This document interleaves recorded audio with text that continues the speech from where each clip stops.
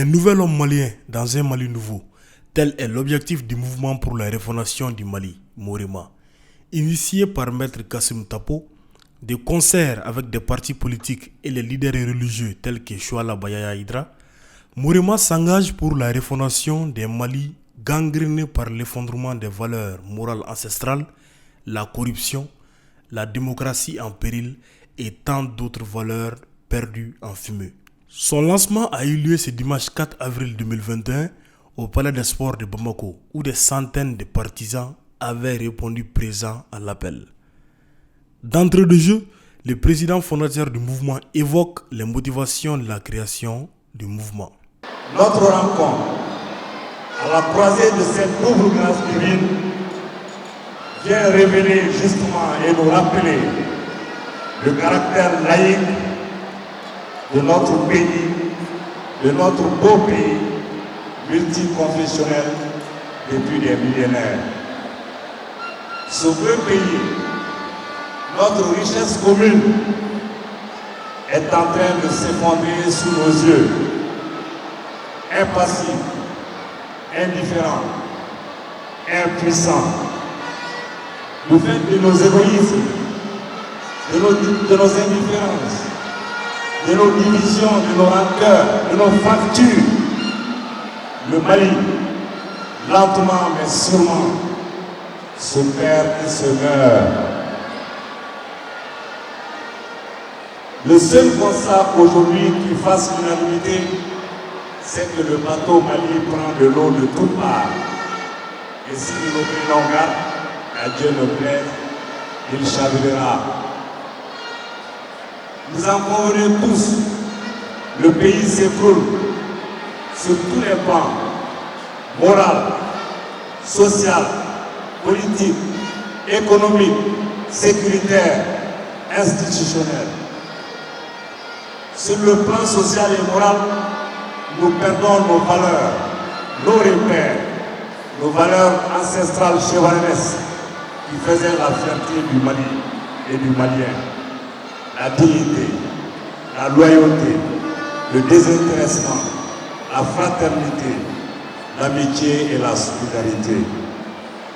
Une seule chose compte aujourd'hui, une seule valeur compte aujourd'hui, c'est l'argent.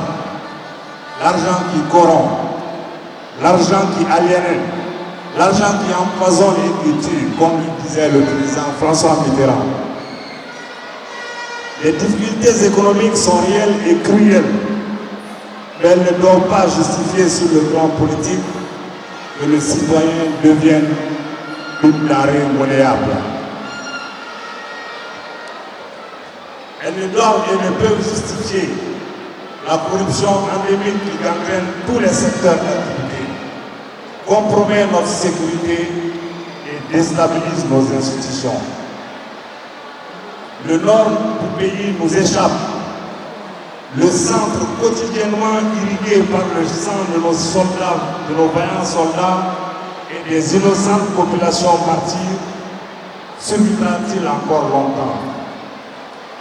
Notre jeunesse, face à l'insécurité, face à l'incertitude, condamnée à s'exiler de ses terres jadis mauriciennes, se lance dans des aventures suicidaires à travers les océans à la recherche d'un Eldorado improbable.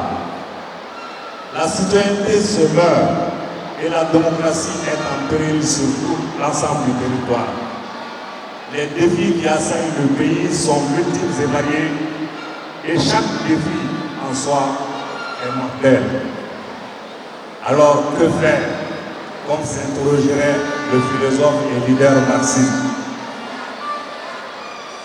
Nous, au Morena, nous pensons qu'il faut reconstruire le bateau Mali. Nous pensons qu'il faut refonder le Mali. Il nous faut nous réconcilier avec nous-mêmes. Il nous faut oublier nos rancœurs et nous pardonner mutuellement. Il faut nous retrouver tous, filles et fils du Mali, sans exclusive, sans distinction de race, de religion et de sexe. Il nous faut, dans une nouvelle fraternité et une solidarité retrouvée, reconstruire notre unité nationale. Il nous faut ensemble construire une vraie démocratie, une vraie citoyenneté, une vraie nation, un nouvel homme malien dans un Mali nouveau.